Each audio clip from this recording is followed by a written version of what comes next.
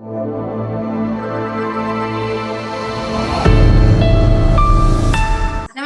2030 का भारत देख रहे हैं आप, और 2030 के भारत में हम 3 मुद्दों पर बात करते हैं: गरीबी, भुखमरी और शिक्षा। आज भी उन तीनों ही मुद्दों पर बात करेंगे, और जो शख्स हमारे साथ आज मौजूद हैं उनके बारे में मैं बता दूं कि मेंबर ऑफ पार्लियामेंट रह चुके हैं, लोकसभा में भी और राज्यसभा में भी। हमारे साथ मौजूद है राष्ट्रीय दलवी जी। सर, सबसे पहले तो आपका बहुत बहुत स्वागत है कि आप हमारे साथ जुड़े। बहुत धन्यवाद जी। तो सर, शुरुआत करते हैं, और क्योंकि 2030 के भारत की हम बात कर रहे हैं, मेरा पहला और सबसे अहम सवाल आपसे कि आपके नजरिए में 2030 का भारत कहाँ है? 2030 तक आप भारत देश को कहाँ देखिए 2024 तो चल ही रहा है। 6 साल का वक्त है, और इन 6 सालों के अंदर 5 साल तो भारतीय जनता पार्टी की सरकार ही रहेगी। देश के प्रधानमंत्री मोदी साहब रहेंगे। तो पिछले 10 सालों के अंदर बीजेपी की सरकार और मोदी साहब ने देश को जो दिशा दी है, उससे ये नहीं लगता कि हम 2030 में कहीं आगे पहुंच पाएंगे। क्योंकि भारतीय जनता पार्टी की सरकार के जो मुद्दे हैं और उनकी जो अटेंशन है, वो सिर्फ नफरत फैलाने के लिए। जी। अभी आप देख रही हैं, वक्फ का कानून लेकर आ रहे। आपने देखा यूनिफॉर्म सिविल कोड पे बहुत ज्यादा जोर। आपने देखा आर्टिकल 370 की बात करते हैं, 371 की बात नहीं करते। आपने देखा यूनिफॉर्म सिविल कोड उनके लिए बहुत अहमियत रखता, जबकि डायरेक्टिव प्रिंसिपल्स के अंदर, कॉन्स्टिट्यूशन के अंदर सिर्फ आर्टिकल 44 नहीं है, 15-16 आर्टिकल्स और भी हैं। उसमें शराबबंदी की भी बात है। उसके अंदर इंडस्ट्रीज के अंदर मजदूरों को हिस्सा देने की भी बात है। उसके अंदर जुडिशरी को एग्जीक्यूटिव से बिल्कुल अलहदा कर देने की भी बात है। उन पे कोई तवज्जो नहीं, उसकी जी। कोई बात आपने आज तक नहीं सुनी होगी। आपने सुना होगा आर्टिकल 44, आर्टिकल 44। तो ये एक खास कम्युनिटी के खिलाफ लगातार काम कर, और इन्हें ये लगता है कि इस कम्युनिटी पे हमला किया जाएगा तो दूसरी कम्युनिटीज खुश होकर उनको वोट देंगी। ये उनकी गलत नीति है और गलत सोच, और उसी का ये नतीजा है कि अब आपने देखा कि इस चुनाव के अंदर उनकी हालत कितनी खराब हुई। उत्तर प्रदेश में तो बहुत ही खराब हो गई। जोड़ तोड़ करके सरकार बनी है, लेकिन वही चाल बेढंगी जो पहले थी सो अब भी है। उसी रास्ते पर वो लगातार चलते चले। इसलिए मुझे कोई बहुत उम्मीद नहीं है कि 2030 के अंदर भारत बहुत आगे बढ़ जाएगा। गरीबी को लेकर यहाँ पर बात करें तो कहा जाता है कि गरीबी दर जो है वो कम हुआ है, यानी कि गरीब देश में कम हुए हैं। उसको लेकर आप क्या कहेंगे? जैसा आपने कहा कि मोदी सरकार जो है नफरत फैलाने का काम कर रही है, उनकी स्ट्रैटेजी कुछ अलग चल रही है। तो मैं ये जानना चाहूंगी कि गरीबी को लेकर भी उन्होंने बहुत कुछ कहा है कि गरीबी हमने कम कर दी है, और एक तरफ उनका कहना है 80 करोड़ लोगों को राशन भी दे रहे हैं और गरीबी भी कह रहे हैं कम है। तो किस तरीके से आप इसको समझते हैं? आपको नहीं लगता कि ये कंट्राडिक्शन है? जिस देश में 80 करोड़ लोगों को आप राशन दे रहे हैं, मुफ्त राशन दे रहे हैं, वहां आप ये भी कह रहे हैं हम गरीबी कम कर रहे हैं। अगर गरीबी कम हो रही है तो 80 करोड़ लोगों को आप मुफ्त राशन क्यों दे रहे हैं? और मैं आपसे भी पूछता हूँ, जो मोस्ट बैकवर्ड क्लास, जो गरीबी की रेखा लाइन है, बिलो पॉवर्टी लाइन जो कहलाती है, बीपीएल, जी। जिसके बारे में ये सरकार जोर देती है कि हमने 25 करोड़ लोगों को बीपीएल से बाहर निकाल दिया। आपको मालूम है कि बीपीएल का क्राइटेरिया क्या है? शर्म आती है बता। जिस फैमिली की आमदनी एक साल के अंदर 27,000 रुपए है, एक साल के अंदर एक हम्म, फैमिली में कितने लोग होंगे? कम से कम 4-5 लोग तो होंगे। बिल्कुल। मियाँ बीवी होंगे, माँ बाप होंगे, एक आध बच्चा होगा। आप डिवाइड हम्म, कीजिए, एक महीने में 2200 रुपए महीने जो कमा रहा, हम्म, क्या मतलब हुआ इसका? कि जो आदमी एक दिन में 500 रुपए कमा रहा, 500 भी नहीं कमा रहा है, बिल्कुल, एक महीने के अंदर 500 रुपए कमा रहा है, वो बिल्कुल, बिलो पॉवर्टी लाइन है। 500 बिल्कुल। रुपए महीने जो जो फैमिली कमा रही है, वो बिलो हम्म, पॉवर्टी लाइन है। और जो बिल्कुल। 550 रुपए कमा रहा है, वो इस सरकार की नजर में अब गरीब नहीं रहा, वो ऊपर हो। नरेंद्र मोदी जी ने बिल्कुल। तो चाय बेची है। हम्म, आपको एहसास नहीं है कि हम्म, 550 रुपए में इस देश के अंदर क्या आता है, क्या नहीं आता? एक दिन का खाना नहीं खाया जा सकता। हम्म। आप कहते हैं हमने सही बात। गरीबी दूर कर दी।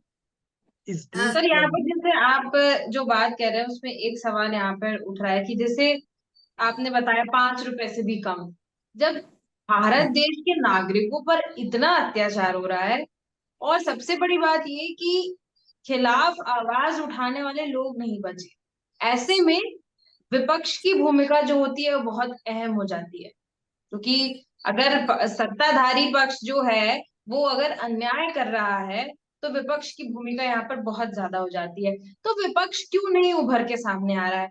क्यों नहीं इन सारी चीजों को लेकर आंदोलन हो रहे हैं? क्यों किसान आंदोलन हुआ, कुछ ना कुछ आंदोलन करते रहेंगे, थोड़ा बहुत करके सरकार नहीं सुन रही है कुछ तो सुनेगी। लेकिन अगर इतने जैसे आपने बताया 5 रुपए से भी कम, मतलब इतना बड़ा अत्याचार, एक टाइम का खाना, एक मुझे ऐसा लगता है कि एक रोटी भी नहीं मिल पाएगी उतने में।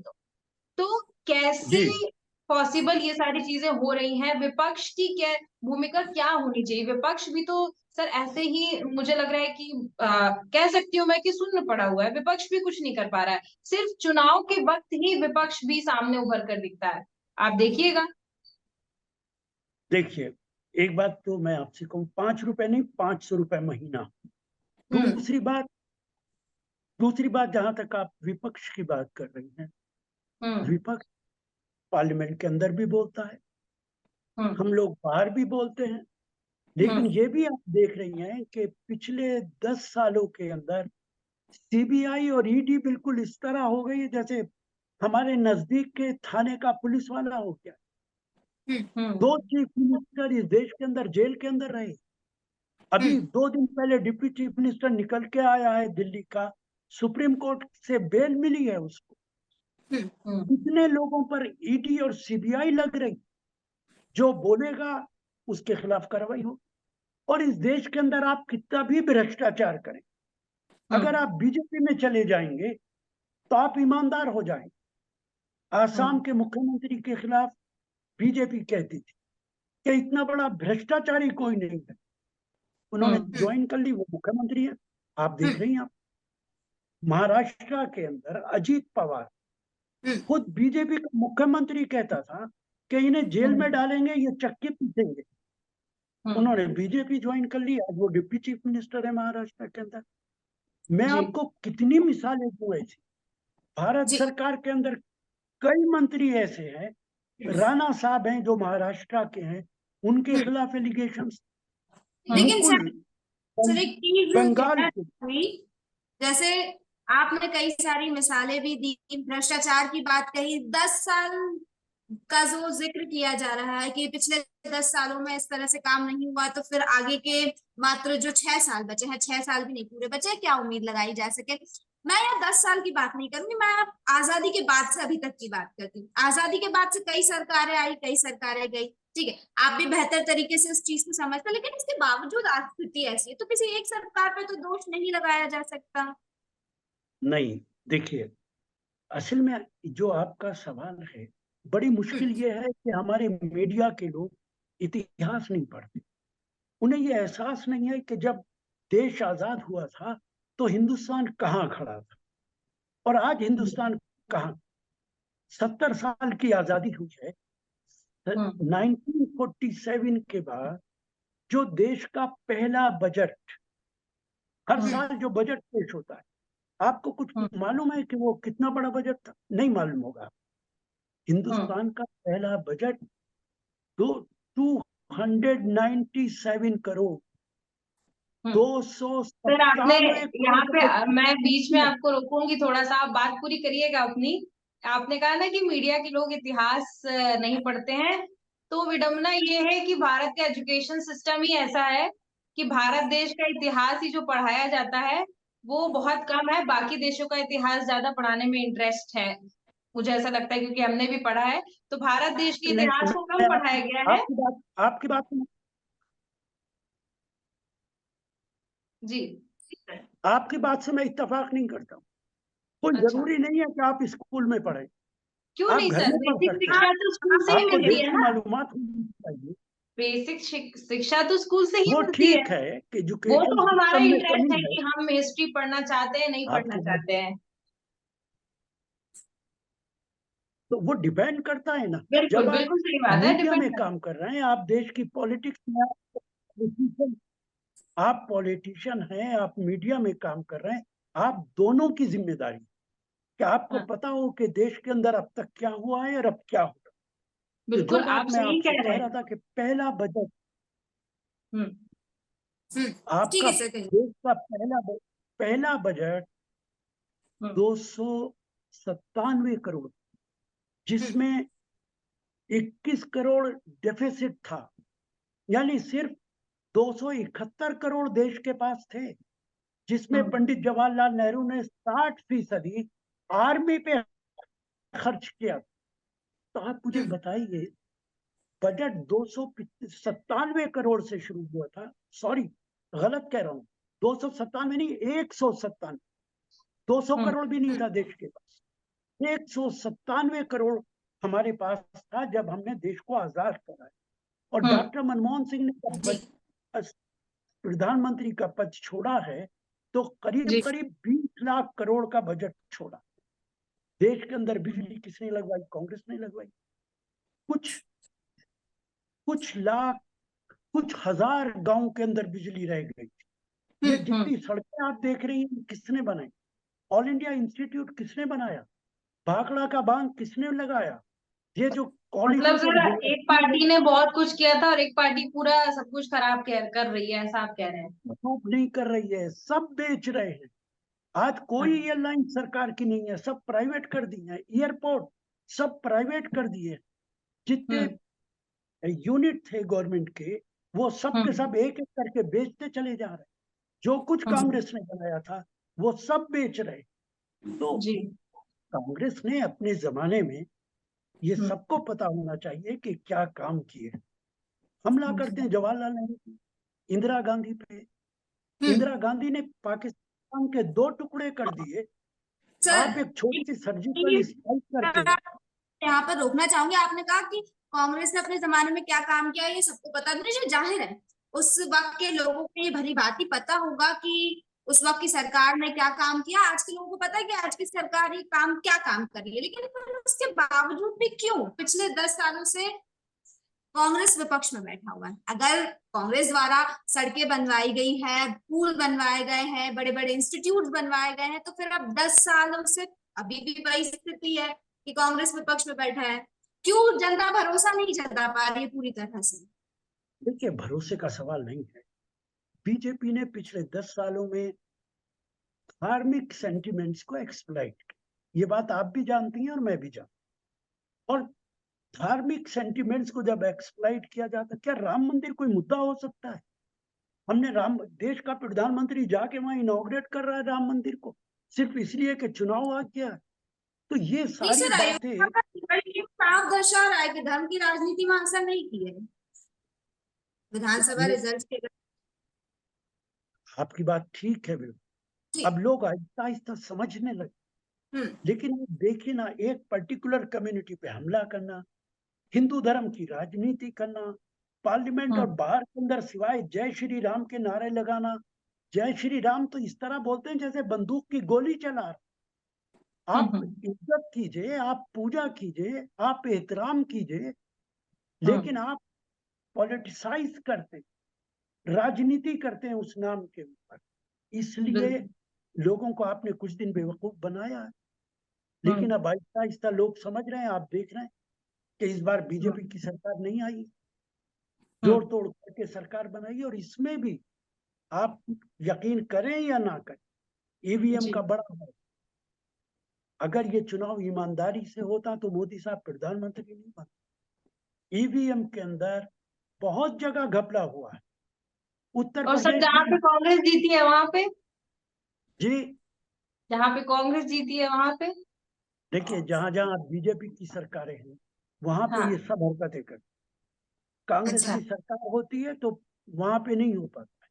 बंगाल के मुझे अंदर इसमें एक चीज मैं आपसे जानना चाहूंगी कि जैसे आपने ईडी सीबीआई को कहा, तो क्या इलेक्शन कमीशन को भी हम वही कहें कि इलेक्शन कमीशन भी भारतीय जनता पार्टी के साथ खड़ी हुई है? निश्चित तौर से, इसलिए कहूंगा मैं, हाँ। आपको शायद एहसास होगा, आपको मालूम होगा, जब गुजरात का चुनाव हो रहा था तो अकेला हाँ। गुजरात का नहीं हो रहा था, हम्म। गुजरात के साथ साथ हिमाचल का भी हो रहा था, दूसरी स्टेट का भी हो रहा था। इन हम्म। लोगों ने क्या किया, ये कोई नंबर।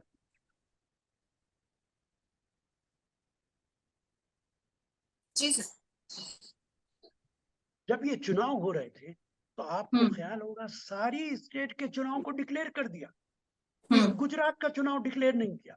डिक्लेयर कर दिया, डेट्स नहीं बताई। क्यों भाई, हम्म। आप डेट्स क्यों नहीं बता रहे?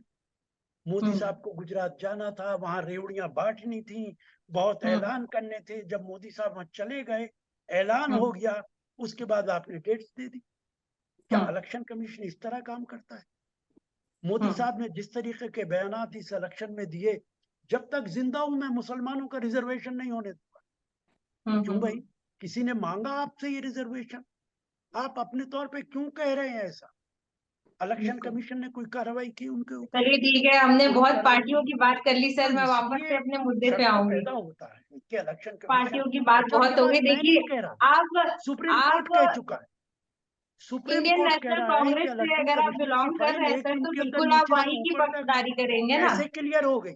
सरकार ने कैसे क्लियर कर दी? ये बिल्कुल बात तो बिल्कुल। मैं नहीं कह रहा, बिल्कुल सर, ये तो बिल्कुल सुप्रीम आपकी कोर्ट बात कह हम रहा है। समझ रहे हैं, लेकिन क्योंकि मुद्दे से थोड़ा भटक रहे थे तो वापस मुद्दे पे आना चाहेंगे। मुद्दे की बात करते हैं, गरीबी भुखमरी शिक्षा की बात करते हैं। ठीक है स्नेहा, कंटिन्यू। तो मेरा सवाल ये है सर कि एजुकेशन सिस्टम को लेकर आप क्या कहेंगे, जो भारत देश में एजुकेशन चल रही है। और सबसे बड़ी बात हम देखते हैं कि जो छोटे छोटे स्कूल जो गली मोहल्ले में खुलते हैं, जिनका कोई तालमेल नहीं होता, क्या पढ़ाई चल रही है, कोई चेकिंग होती नहीं है वहां पर, और टीचर्स भी जो पढ़ाने आते हैं वो भी एजुकेटेड नहीं होते हैं। इस पर कैसे काबू पाया जा सकता है, क्योंकि इसकी जो क्वांटिटी है, स्कूलों की क्वांटिटी, वो बढ़ती जा रही है और इस पर कोई एक्शन नजर नहीं आ रहा है। आपकी बात बिल्कुल ठीक है, सरकार एजुकेशन के मामले में संजीदा नहीं। ये जो मौजूदा बजट आया है, हम्म। इसमें सिर्फ 1,25,000 करोड़ रुपए एजुकेशन में रखा गया, जो हम्म।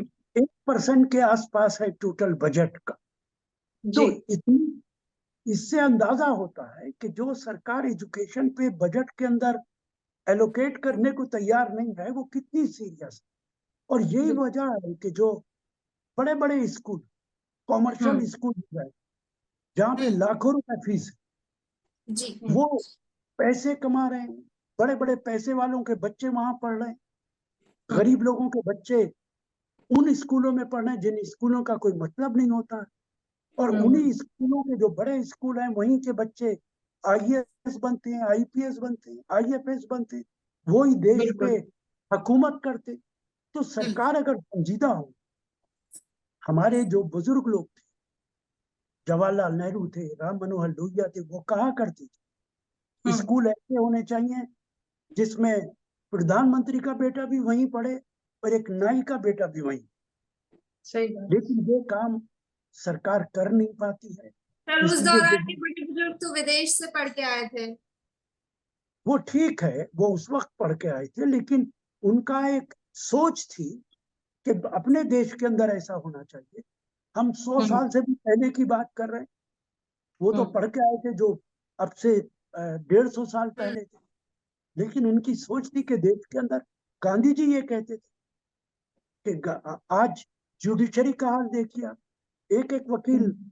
10-10 लाख रुपए ले। हम्म। गांधी जी ने कहा था कि वकील की फीस इतनी ही होनी चाहिए जितनी फीस एक नाई की। कोई तवज्जो देता है इन बातों पर? इन्हें फुर्सत ही नहीं है आर्टिकल 44 से, इन्हें फुर्सत ही नहीं है 3 तलाक से, इन्हें फुर्सत ही नहीं है यूनिफॉर्म सिविल कोड से। देश के अंदर कैसे एजुकेशन हासिल की जाए, देश के अंदर कैसे गरीबी दूर की जाए, ये बिल्कुल। सरकार सिर्फ प्रोपेगेंडे की सरकार। इनके सर एक सेल्स सवाल यहाँ बहुत पे अच्छे उठ रहा है मेरे जहन में। जी। केरला की हम बात करते हैं, केरला में कहा जाता है केरला बहुत एजुकेटेड पार्ट माना जाता है, काफी पढ़े लिखे लोग वहां पर मौजूद हैं। तो जैसा कि आप बता रहे हैं, एक जनरल सवाल है मेरा कि जो गवर्नमेंट है वो ध्यान नहीं दे रही है, सेंट्रल गवर्नमेंट है वो इन सब चीजों पर ध्यान नहीं दे रही है, आर्टिकल 370 और राम मंदिर से फुर्सत नहीं। मैं ये जानना चाह रही हूँ कि जहां पर कांग्रेस की सरकार है या जो विपक्षी दल हैं, उस स्टेट में वो पर्टिकुलर ऐसे काम क्यों नहीं कर रहे हैं? अगर मान लीजिए उस स्टेट में वो सक्सेसफुल हो जाते हैं, तो बाकी स्टेट के लोग, बाकी राज्य के लोग भी तो उससे इन्फ्लुएंस होंगे, तभी जाके तो एक विपक्ष को भी एक मजबूत साथ मिलेगा लोगों का। कहा जाएगा कि हाँ, अगर आंध्र प्रदेश में, तो आंध्र प्रदेश में ऐसा हो रहा है जिसकी वजह से हम तो आंध्र प्रदेश राज्य से बहुत इन्फ्लुएंस हैं। केरला में ऐसा हो रहा है तो केरला से हम इन्फ्लुएंस, ऐसा ही मध्य प्रदेश में भी होना चाहिए, या महाराष्ट्र में भी होना चाहिए, या उत्तर प्रदेश में भी होना चाहिए। तो विपक्ष अगर आंदोलन से नहीं बात बन रही है, पार्लियामेंट में बोलने से नहीं बात बन रही है, बहस करने से बात नहीं बन रही है, तो क्यों ना अपने जिस जिस राज्य की अगर मैं बात करूं वहां विपक्ष है, तो वहां पर कुछ ऐसा करना चाहिए जिससे विपक्ष की जो भूमिका है वो समझ में आए और विपक्ष का काम देखने को मिले। तभी जनता जो है, जनता का जो भार है विपक्ष का की तरफ तभी दिखेगा। देखिए, आपने केरला की बात की। केरला हम्म। में एजुकेशनल सिस्टम सबसे अच्छा है। हम्म। वहां पे बीजेपी की सरकार नहीं है, कभी लेफ्ट रहता है, कभी कांग्रेस पार्टी। बिल्कुल। मैं हमेशा कोशिश करता हूं कि कांग्रेस पार्टी की गलत बातों को भी मैं डिफेंड नहीं करता। हमारी भी कमियां रही हैं, इसमें कहीं कोई दो राय नहीं। मैं आपके हम्म। सामने एक्सेप्ट कर, हम्म। कांग्रेस की भी कमियां रही, लेकिन हम्म। पिछले 10 सालों के अंदर अगर हम कुछ करना भी चाहते तो आप देखिए ना, क्या ये सरकार चलाने दे रहे हैं? महाराष्ट्र के अंदर क्या हुआ, सारी पार्टीज को साइफन ऑफ कर दिया, इधर से छीन के उधर ले। कभी क्यों आपने सर, सुना? क्यों अपने लोगों को बांध के नहीं रख पा रही है? आखिर कहाँ कमी रह जाती है? देखिए, आप और मौका मैं, सामने सुनिए, पार्टी। आप और मैं सब इंसान। आप हम्म। वही इंटरव्यू लेंगी जो आपके चैनल का मालिक का है, वरना आपको निकाल के बाहर खड़ा कर ऐसा कुछ नहीं है सर। ईडी और सीबीआई जी। सबके ऊपर तलवार लटकाए हुए। हम्म। आप नहीं रोक सकते एमएलए एमपी को या किसी को भी, सबके परिवार हैं। आप जेलों में डाल देंगे, कौन उनको खाना खिलाएगा? सबकी कमजोरियां हैं। मेरे हम्म। पास कितने मीडिया के लोग आते हैं, जो हम्म। जाती तौर पे बात करते हैं वो कुछ और करते हैं, जो हम्म। टीवी पे बोलते हैं वो कुछ और करते हैं।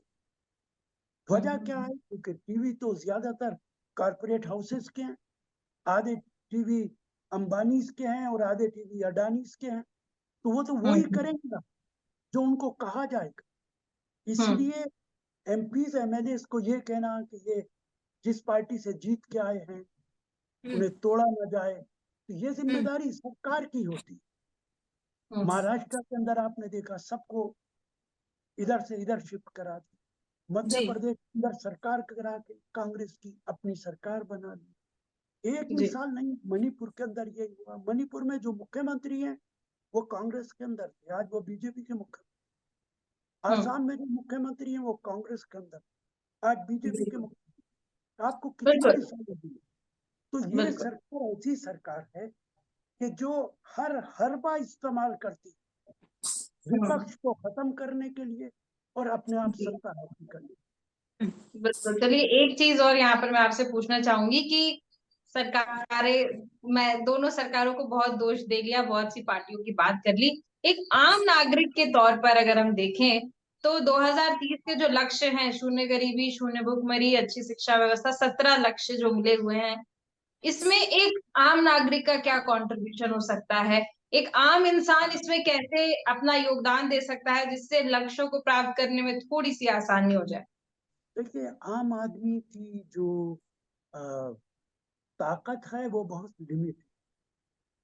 उनके बच्चों को तो एडमिशन नहीं मिलता स्कूल के अंदर। कोई दिन जाता होगा जब हमारे पास लोग ना आते हों कि हमारे बच्चे का स्कूल में एडमिशन करा दीजिए। 10-10 स्कूलों के अंदर अप्लाई कर रखा है, एडमिशन नहीं हो रहा है।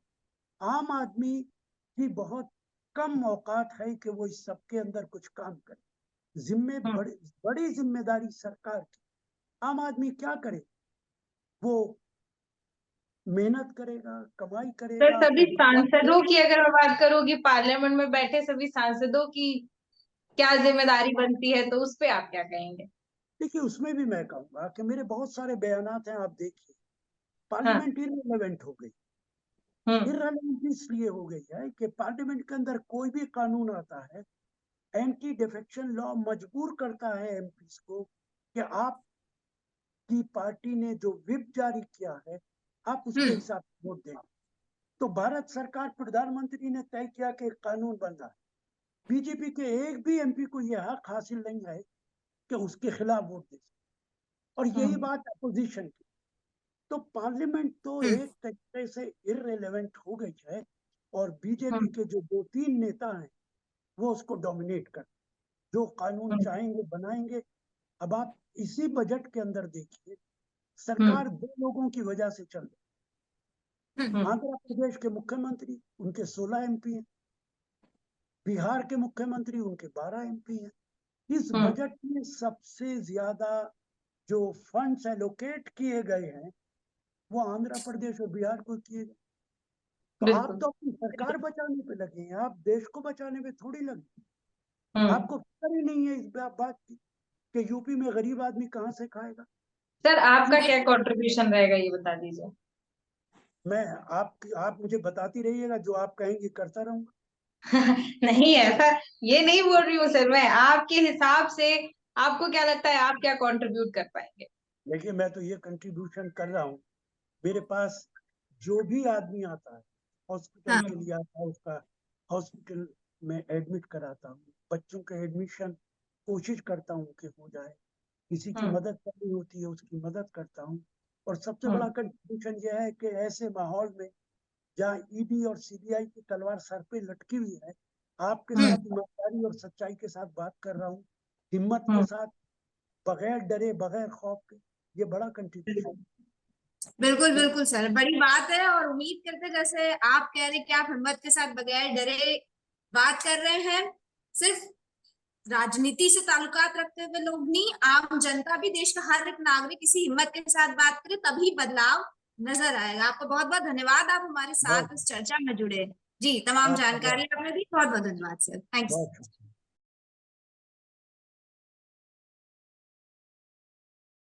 बहुत